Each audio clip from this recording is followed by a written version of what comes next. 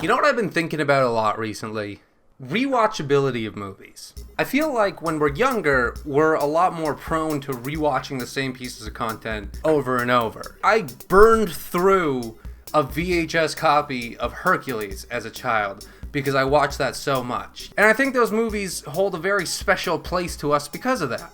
For instance, my girlfriend introduced me to a movie that she has rewatched throughout most of her life. One that was very emotionally tied to her. One that she still goes back to in moments of emotional turmoil.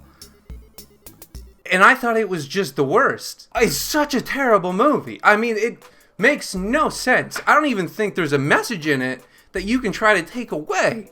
Now, the movie that I'm talking about is called Little Monsters. It's from 1989, and honestly, cast-wise, it's pretty good. You know, you got both Savage brothers, Fred and Ben, Howie Mandel playing Maurice the Monster, and you've got not just Marv from Home Alone. You're dead, mister. But Buzz from Home Alone. You're dead meat, Stevenson! You know, a lot of star power behind this movie. The film itself is about two brothers, Brian and Eric, who move to their family's dream home.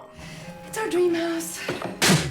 That they're, working on. So the kids are having a hard time adjusting to the move, right? I mean, they're young, it's a new place, and there's something spooky going on in this house. Peanut butter and onion sandwiches. I mean, look at them. They're disgusting. And even if for some reason you were gonna make them, it wouldn't be this much onion. But no, I'm kidding. The scary thing is their parents' unhappy marriage. I thought we'd spend time together. You're the one who stopped working. Again, kidding. Sorry, I'll stop. I mean, your parents' unhappy marriage, in a lot of ways, is your own personal monster. But also know there's a literal monster. I'm a monster! Oh, honey, are you all right? Well, it was probably just your mommy snoring. So the parents obviously don't think there's a real monster. They think that their kid just overheard them fighting. Oh, come on. I'm not a monster. I'm a man. I'm not sure there's a big difference. You think he heard us? Of course he heard us. That's what scared him. Right. Hey, if the kid could hear you arguing from down the hall behind a closed door, I think he's also definitely going to hear you talking about it in his doorway. Eric, did you take your vitamins? The next morning, Brian comes down and he's in trouble because he actually stayed up late last night watching TV and left some pretty damning evidence. You found the sandwich, Brian. What sandwich? Brian, Arthur Stevenson, you are the only person in this family who eats peanut butter and onion sandwiches. Yeah, I mean, probably just the only person, period, right? You think every time you get caught, you can just lie your way out of it?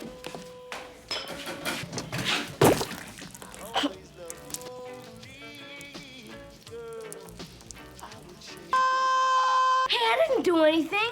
Just like the sandwich? Yeah, come on, Brian. You know you're the only family member that puts ice cream in the cabinets. Why does this keep happening? Well, somebody puts scuff marks on the door kicking them open, and somebody puts gum under the table. Yeah, so there's weird stuff happening around the house, and they're getting blamed for it. And if that's not bad enough as a kid, Brian just lost the most important thing in his life. My bike! You ain't over it! My car. You're grounded for 2 weeks. You can forget about your allowance till that car is paid up. the logistics of taking away your kid's allowance until your car gets buffed out. Kid makes, man, what would have been normal in 1989? Like $4 or $5 a week or a month? You know, your car problem is like $100, right? It's a long time. I like to imagine that if something like really bad went down, like the engine just breaks or the transmission falls out, right? Brian's on the hook. Brian's paying it off in monthly installments of $5 until he's in his like late 40s. And it didn't go into the closet? You know, like to rip something off? No. What about your desk?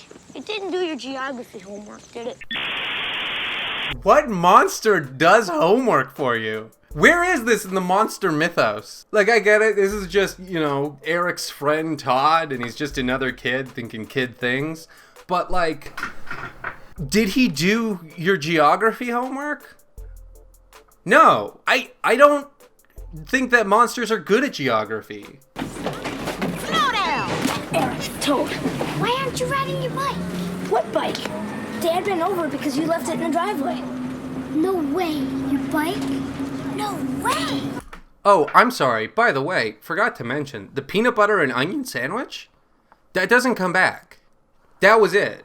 Like, maybe you think, oh, it'll be an identifier down the line, that Brian was there. Or maybe it's like a thing that he and the monsters both like.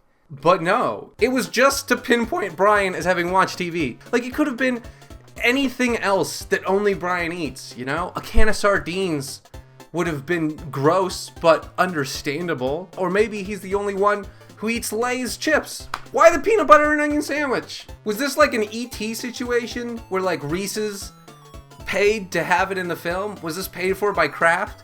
Who's Eric? Who's the Eric who threw his lunch at me? On this bus is also where you meet the two other, I guess, kind of like important kids. You got Kirsten, who you can just obviously tell Brian's gonna have a little crush on. And then you got the bully, aka Buzz, aka Ronnie. Why don't you pick on someone your own size? Maybe I will.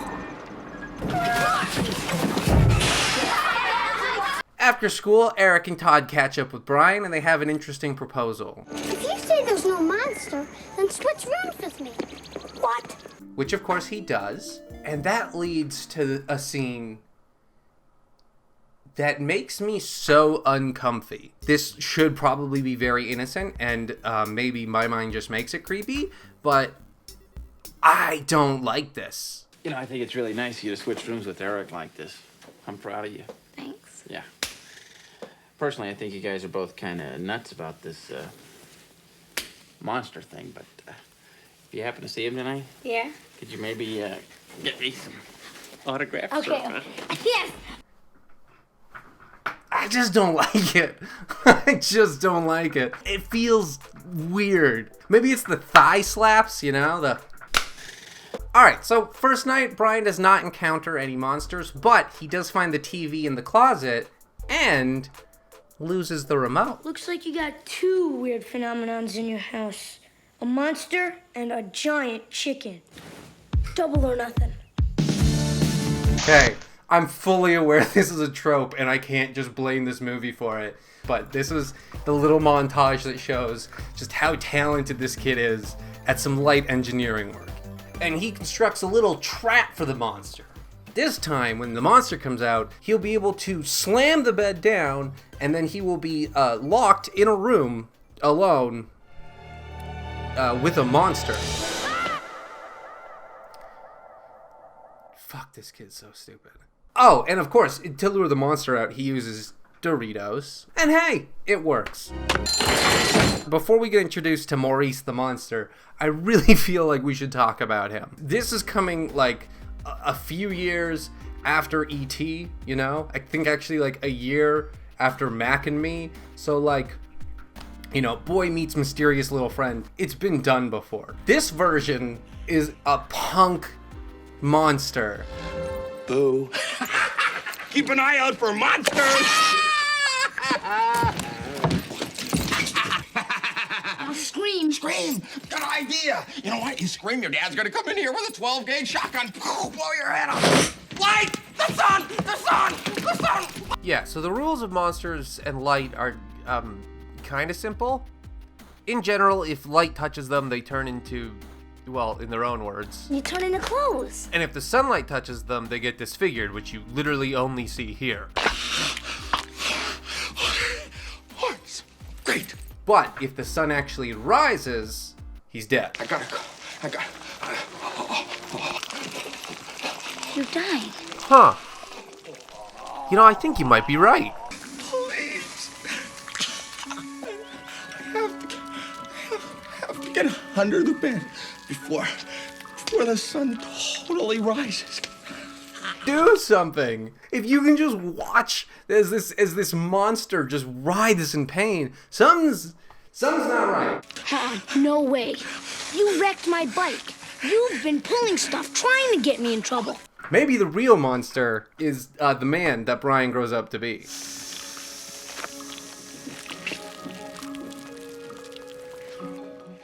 Alright, shit, you gotta get rid of the body now. You're in pretty deep, dude, so get a trash bag and, you know, head out now before people really start waking up, because you gotta get rid of it. I mean, it's a pile of clothes, but it's still adults' clothes, so your parents are probably going to be concerned. No, they're not. They're not even paying attention to these kids.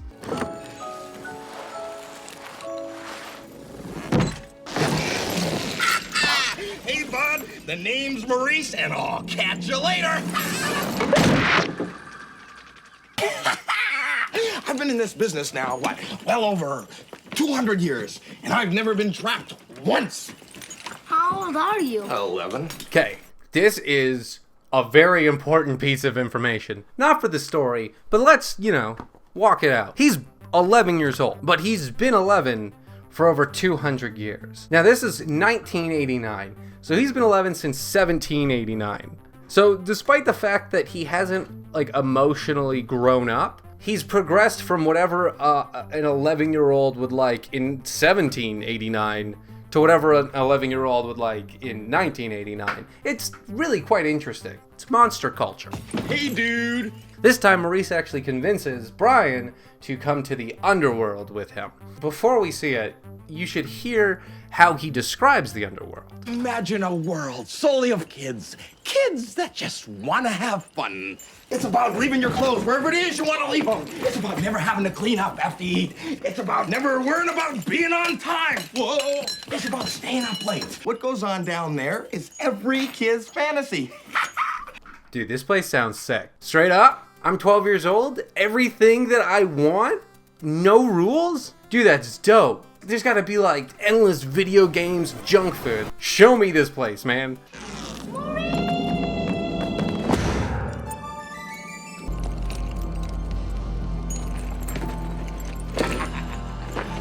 Hey, bud.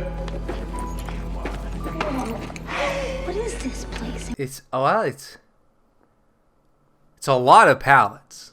It's cool. It still sounds great. It does have everything a kid wants, like a junk food area and some games, or a baseball knockoff set around destroying people's property, set to 80's new wave music. I love the sound of... And they kind of explain how some of those pallets are used to make ladders and stuff to go up to various beds. It's like Monsters Inc., just a lot more run down. And now you're going to get to meet the other monsters, which actually justifies the title of the film, because, most of the monsters are children who stay children, thus they are little monsters. What's that on your shirt?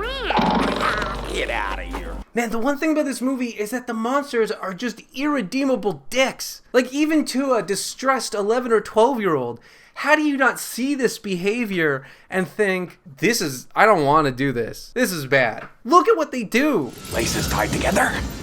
Hey, somebody wants you over there. Whoa! Hey, what are you doing? I know the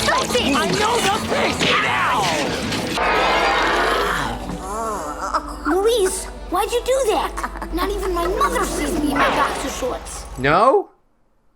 I guess that's just for daddy time then.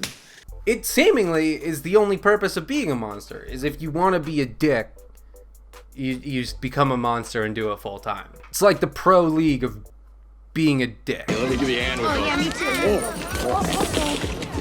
Hey, Maurice. Hey, Shmoo. Who's the drip? No. They also explain that, to be able to go from city to city to city, time just works differently. Down here, distance is like time. Yeah. And time is it's like polyester with an acrylic blend. So now they just kind of go around messing with kids, getting them in trouble with their parents, and taking out a really weird vendetta on the bully. What? Apple juice. Maurice, it's disgusting. Don't do it. And good for you, too. Yes. Oh, yeah. Oh, yes. There's so many things wrong with tricking a kid into drinking your own pee, but it works. And by the way, Who put piss in my apple juice? how do you know? How did you know immediately that that's pee in that jar? You would know immediately that it tastes bad. That's the normal reaction. But that's not what this kid said. No. This kid said, Who put piss in my apple juice? this kid's tasted piss before. No way. Then they visit Kirsten's room. While they're there, by the way, Maurice chews up her homework with his dog hand.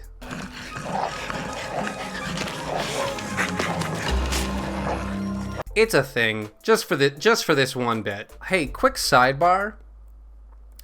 The parents fighting is a little too real. Fine, I won't see you anymore. I'll just sleep in the office and send you the check. I wouldn't notice the difference. That's all you want from me, my paycheck. Well, that's not all I want from you. That's all I get. I don't know what you're talking about. Mister, I've got a headache. We don't even need a door. Fighting. Fine, we won't fight anymore. Take away the fighting, there's nothing left of our marriage at all.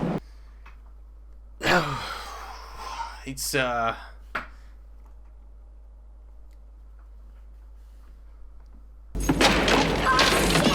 Alright, okay, so we're like halfway into the movie now, and we get introduced to the villain. Up until this point, I thought Maurice was gonna be the villain. I thought the story was gonna be like, yeah, when you've got no rules, you can do whatever you want, but that's not all it's, cooked up to be. But no, we get introduced to Snick, who's the henchman to the big villain, Boy. Boy gets what he wants. Just Boy. I know, it's a dope villain name. Kinda hoping that we see him in Phase 4 of the MCU. Oh, you tried, did you, Arnold? Well, you didn't try hard enough. My knees, they hurt. Oh, your knees hurt? Well, that's not all that's gonna hurt, Arnold. You know why? Because I'm gonna take my big thumb and I'm jamming it in your eye. Now I'm gonna take my finger and put it in the corner of your mouth and I'm gonna rip the corner of your mouth out. It cuts all tension. The sound effects cut all tension, man. I was literally just thinking like, man, as a kid, this would be pretty scary. Why did they throw in the sound effects? Jamming it in your eye. It just went from interrogation to Looney Tunes special. Like, he's sweating. He's sweating and shaking, holding this kid mere inches from his face, and then it's just... He wasn't there. Was the window open? I don't know. I didn't check. Maybe he stepped outside to smoke a cigarette. I bet that's it. At 4 in the morning?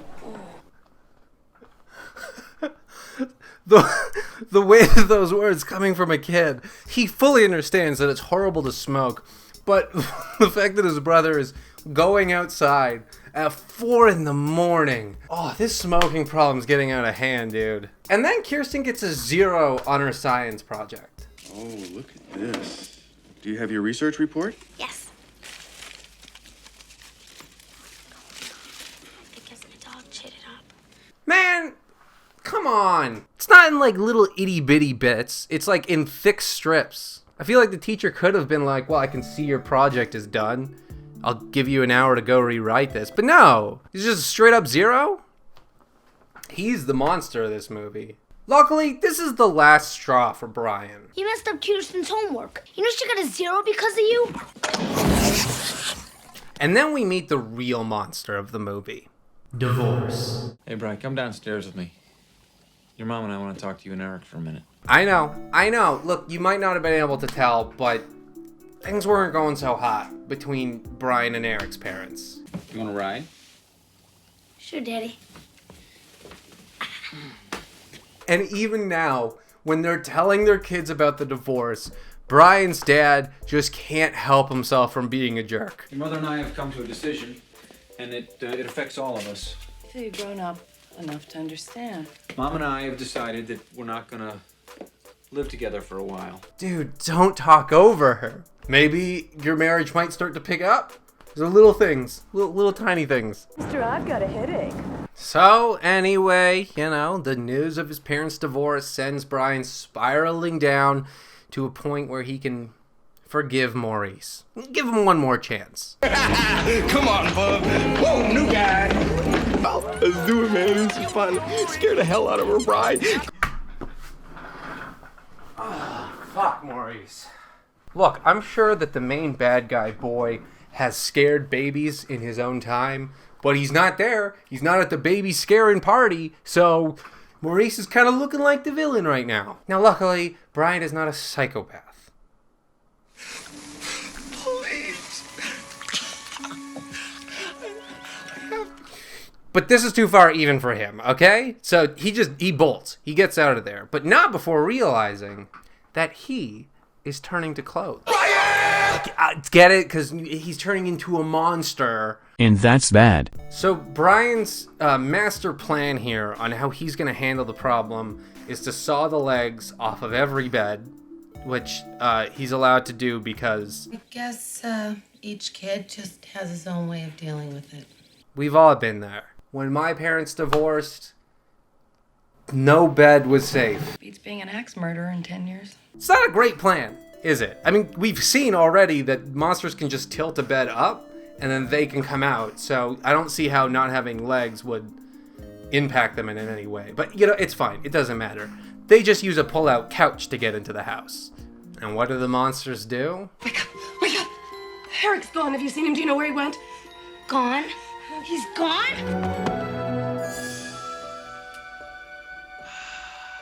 So, with Eric missing, Brian rounds up Todd and Kirsten and they break into their school to get into the supply closet and build a mega light that they can fight the monsters with. Man, that'll get him. Now things are about to get good, because we are now in the underworld and finally introduced to Boy. I want my brother! You're a very unique individual, Brian. Your feat's unprecedented here. Credit where credit is due. That is a haunting looking villain. That's like some never-ending story, like dog level nightmares. And then they blast him with light, revealing this like truly horrific face underneath. We could be friends, Brian, but evidently you don't play fair. Yeah, well, I mean, you know, the voice could have used a little work, but... Be my pal.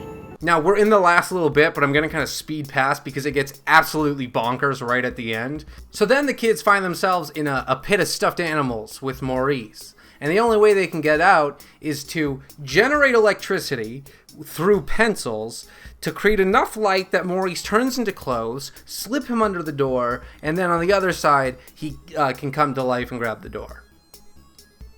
They go back to the surface world where they get batteries, more lights, and the bully for whatever reason. And then they come back, and this time the weapon just obliterates Boy into a neat little pile of clothes. Snick, however, he is torn to pieces and then tries to reassemble himself, winding up in some weirdly sexual self-affirmation quotes. I'm gonna kick your butt with this. I gotta get it together. I gotta get myself together. Yeah, but it's fine. He literally comes back just to die. How about a light, bud?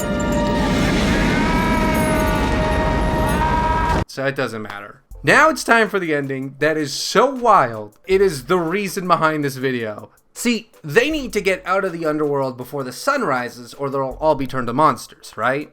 So they run back to the entrance, but unfortunately, it's already too late. Where they live. See, because they can actually just run from time zone to time zone, from somewhere on the eastern side of the US, all the way to the west coast of Malibu, where they will surface on the beach, monsterless, and live. Also, what is this? Now they can just come out from underneath a homeless man's beach chair? I thought the whole gimmick of them coming out of the couch was that it was a pull-out couch, thus they could use it. But now we find out you could just come out of anything that people sleep on, like a regular couch. Just, you know, the world building in this movie, it just takes you out of it. Also, I thought that, you know, the stairs only connected to, like, beds that kids slept in, but maybe it's just all beds. Or kids and homeless people, you know? Maybe they like to scare them, too. Come on. I'm gonna miss you, Maurice. Hang on. Hang on. So, you know, kind of a sad ending. I mean, ruined for you since I'm talking over it, but Maurice gives Brian his vest, they have a tearful goodbye, and then Brian also emerges from under the homeless man. And then call their parents. where, well, this happens. Hello. Mom, I've got Eric. Oh, it's Brian. It's Brian. He's found Eric. Are they all right? Are you all right? Yeah, we're fine. Oh, they're all right. Thank God. Hey, well, tell them I'm here. Here, look, Dad's here. Stay right where you are. I'll come pick you up. Where are they? Where are you? Malibu. They're in Malibu. Malibu? Massachusetts? What the hell's that? Where the hell is that? California. California. California. How the hell did they get there? What on earth are you doing there? It's kind of a long story.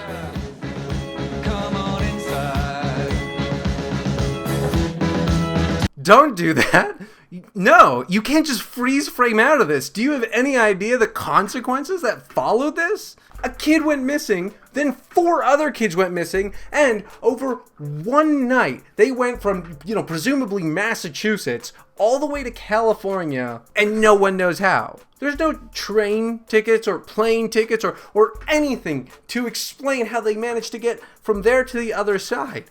The parents are going to be in so much trouble.